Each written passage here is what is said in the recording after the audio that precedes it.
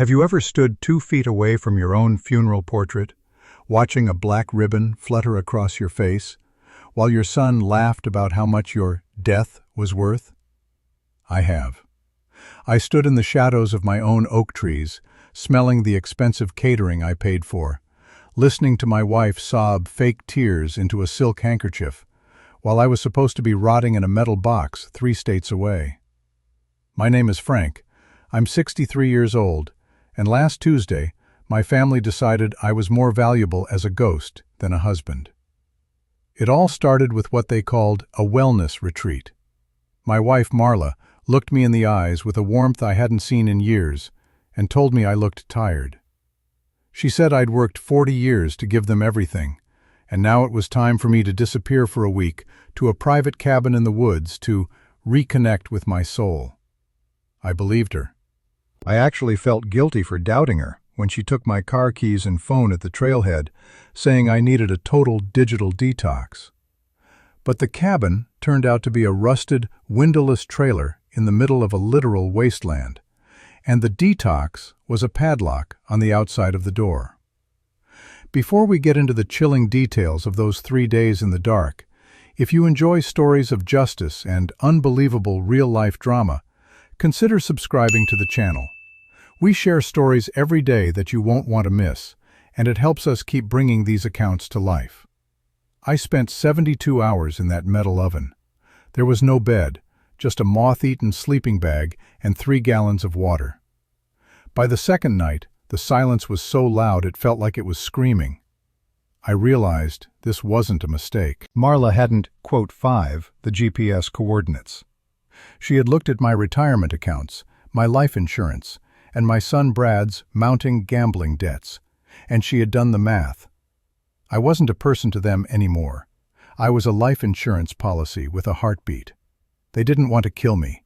That's too messy. They just needed me gone long enough to declare me dead in the eyes of our social circle and drain the accounts before I could ever crawl back to civilization. The betrayal tasted like copper in my mouth. I didn't cry. You reach a certain age where tears feel like a waste of hydration. Instead, I used a rusted piece of rebar I found under the floorboards to chip away at the doorframe for 10 hours straight. When I finally broke through and stepped out into the cold night air, I wasn't the tired old man who had walked in. I was someone else. I was a man who was officially dead, and I realized that being a ghost gave me a very specific kind of power. I started walking toward the main road, my mind focused on one thing. I wanted to see exactly what my life was worth to the people I loved most. The trek back was grueling. My boots were worn, my throat was parched, and every muscle in my 60-year-old frame screamed for mercy. But the image of Marla's, smile kept me moving. I managed to hitch a ride with a long-haul trucker who probably thought I was a homeless man. He dropped me off 5 miles from my estate. As I walked up the long driveway under the cover of dusk, I expected to see a dark house and a grieving family. Instead, I saw a massive white event tent, professional security, and a valet line of luxury cars. They weren't mourning. They were throwing the biggest party of the year in my honor. The rusted trailer felt like a coffin that was still above ground. For 3 days, I lived on adrenaline and the stagnant water Marla had left behind. The heat during the day turned that metal box into a furnace, and at night, the cold seeped through the cracks, chilling my bones to the core. I had plenty of time to think. I replayed the last 6 months in my head like a movie. Every time Brad asked for seed money for a new business venture that never materialized. Every time Marla complained about how stuck she felt in our quiet life, despite the designer bags and the country club memberships I funded. I remembered the night before they dropped me here. Brad had been unusually helpful, packing my bags, making sure I didn't take my watch, a vintage Rolex passed down from my father. "9," he'd said with a smirk that I now realized was pure malice. He wasn't worried about the watch getting lost. He was already mentally wearing it. I felt like a fool. a 63-year-old man who thought he had built a fortress of love, only to realize he'd built a gilded cage for two vultures. By the third day, my hands were raw and bleeding from clawing at the doorframe. The physical pain was a welcome distraction from the mental agony of realization. I wasn't just a husband or a father to them. I was an ATM that they decided to smash open instead of waiting for the monthly withdrawal. They knew I had a minor heart condition, nothing fatal, but enough to make a quote 10 believable to our friends. When the door finally gave way with a sickening groan of metal, I didn't feel relief. I felt a cold, hard clarity. I stood in the dirt, shivering in the moonlight, looking at the endless trees. I had no phone, no keys, and I was miles from the nearest town. But I had a lifetime of experience in solving problems. I began to walk, following the North Star, my heart beating with a rhythm that wasn't fear.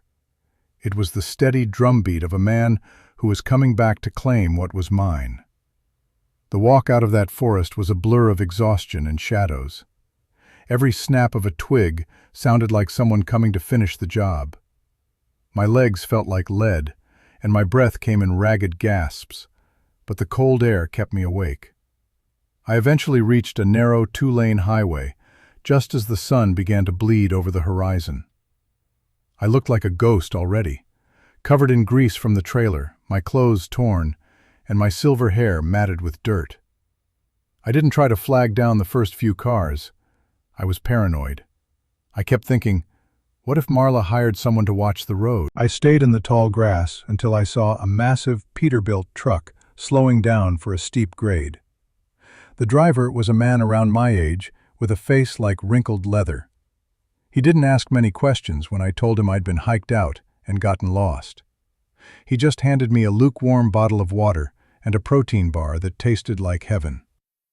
He said, shifting gears. I looked at my reflection in the side mirror and barely recognized myself. My eyes were sunken, but there was a flicker of something dangerous in them. I told him I just needed to get to the city. I didn't tell him I was a dead man traveling home. As the miles ticked by, the silence in the cab allowed my mind to sharpen. I wasn't going to go to the police yet. Why?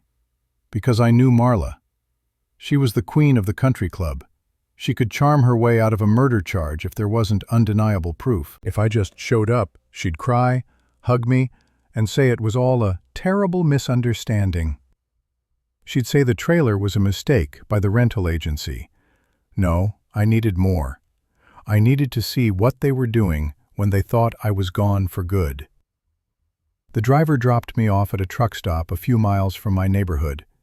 I used the last of the cash I'd hidden in my shoe, a habit from my younger days, to buy a cheap hoodie and a baseball cap.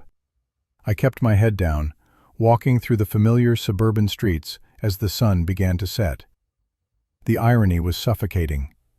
This was the neighborhood I had worked 60 hours a week for 30 years to afford. And now, I was sneaking through it like a thief in the night.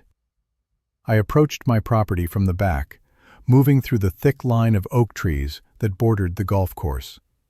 The sight that met my eyes stopped my heart. My backyard, usually a quiet sanctuary, had been transformed into a high-end event space. A massive white silk tent dominated the lawn, lit from within by golden chandeliers. I could hear the clinking of crystal glasses and the low hum of 100 voices, voices of people I had known for decades. I crept closer, staying deep in the shadows of the pool house. Right there, near the entrance of the tent, stood a large easel. I felt a cold shiver run down my spine as I saw my own face staring back at me. It was a photo from last Christmas. I looked happy, healthy, and very much alive. But now, a thick black silk ribbon was draped diagonally across the frame. Below it, in elegant gold lettering, it read, "In loving memory of Frank Miller, a life of service and sacrifice." Sacrifice. The word felt like a slap in the face. I watched as our old neighbor, Mr. Henderson, approached the photo, wiped a tear from his eye, and dropped a thick white envelope into a silver box labeled the Frank Miller Memorial Foundation. My blood turned to ice. They weren't just mourning me. They were using my quote 15 as a prop to solicit money. I saw business partners I'd mentored and friends I'd helped through tough times, all lining up to pay their respects and their cash to the two people who had discarded me like trash.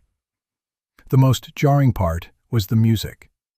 A string quartet was playing a somber, beautiful version of a song Marla knew I hated. Everything about this quote 16 was designed for her aesthetic, not my life. I stood there, a ghost in a dirty hoodie, watching the elite of our town mourn a man who was standing 50 feet away in the bushes. I realized then that if I just walked out now, I would be the quote 17, ruining a beautiful memorial. I needed to see the actors behind the curtain. I needed to see what happened when the guests weren't looking. I slipped through the side door of the garage, moving like a thief in my own home. I knew every creak in these floorboards. I made my way to the mudroom, which shared a thin wall with the main kitchen area. Through the cracked door, I could hear them. The guests were outside in the tent, but the grieving family had retreated for a private moment. "How much is in the box so far?" Brad's voice was sharp, devoid of any sorrow. I heard the sound of heavy envelopes hitting a counter. "At least 50,000 in pledges and cash," Marla replied. Her voice, which had sounded so frail and broken on the lawn moments ago, was now cold and calculating. "The Hendersons gave 10,000 alone. They always were suckers for a tragic story." I peered through the gap.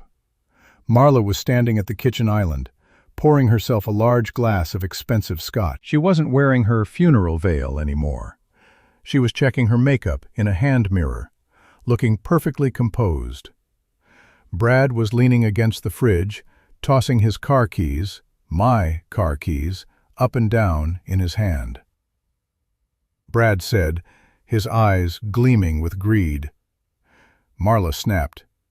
Hearing her call me for dying sent a surge of fire through my veins.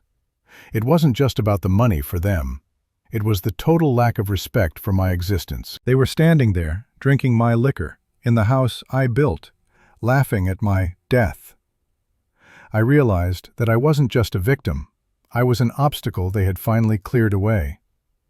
My hand gripped the door frame so hard, my knuckles turned white. I wanted to burst in and end it right there, but I knew I needed more than just my word. I needed the kind of proof that would destroy them completely. I retreated further into the shadows of the back hallway, my heart hammering against my ribs. I needed something undeniable. Then I remembered. 3 years ago, after a string of burglaries in the neighborhood, I had installed a high-end, hidden security system. Marla had hated the quote 28, so I had replaced them with pinhole lenses, disguised as smoke detectors and motion sensors. She thought I had disconnected them months ago because the subscription was quote 29. She was wrong. I made my way to my private study, a room they rarely entered because it smelled of old books and hard work, 2 things they despised. I crawled under my heavy mahogany desk and pulled back a section of the floor carpet. There, tucked away, was my backup tablet, still plugged into a charging port I'd wired myself. My hands shook as I swiped the screen. The app opened. Because the house was full of, quote, 30, quote, the Wi-Fi was under heavy load, but the local storage was intact. I scrolled back to the day before my, quote, 31, quote. I found the footage from the living room. There they were, Marla and Brad, sitting on the velvet sofa I'd bought for their anniversary. They weren't talking about my health. On the screen, I watched Marla pull out a stack of legal documents. "I've practiced his signature for weeks," she whispered to Brad. "The insurance company won't suspect a thing. Once he's locked in that trailer, we wait 48 hours. Then we report the finding of his body near the hiking trail. I've already paid the local contact to discover him when we give the signal." Brad laughed, a sound that made my skin crawl. "He's so predictable. Tell him he needs a rest, and he walks right into the cage. You're a genius, Mom. After the funeral donations cover my debts, we'll have the insurance millions to live like we actually deserve." I watched them clink glasses on camera, a toast to my demise. I felt a cold, sharp anger settle over me. This wasn't just a betrayal. It was a premeditated strike. I downloaded the footage to a cloud drive and then copied it onto 3 different thumb drives I found in my desk drawer. I had the confession. I had the motive. Now, I just needed the perfect stage to show the world their true colors. With the thumb drives burning a hole in my pocket, I slipped out of the house as quietly as I had entered. My mind was racing. I couldn't just call the police, not yet. If I did, the story would be buried in paperwork, and Marla's expensive lawyers would find a way to spin it. No, this required a public execution of their reputations. I wanted everyone who had ever looked up to our perfect family to see the rot underneath. I circled back toward the service entrance of the giant white tent. The catering staff was frantic, moving trays of lobster and champagne. In the chaos, I spotted a young waiter, maybe 20 years old, taking a smoking break near the hedges. He looked tired and underpaid. I pulled the hood of my sweatshirt lower and approached him from the shadows. "Hey," I whispered. The kid jumped, nearly dropping his cigarette. I reached into my pocket and pulled out a crumpled $100 bill, the last bit of emergency cash I had. "I need you to do something for me. It's a surprise for the hostess. A tribute video from an anonymous admirer of her late husband." The kid looked at the money, then at the thumb drive I was holding. "The lady in the black lace? She said no more changes to the program." "Trust me," I said, my voice low and steady. "She wants this.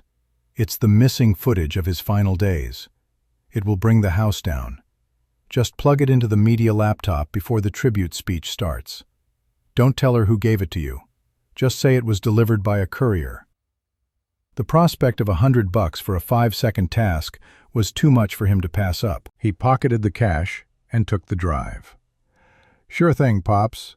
I'll make sure it plays right after the slideshow." I watched him walk back into the tent.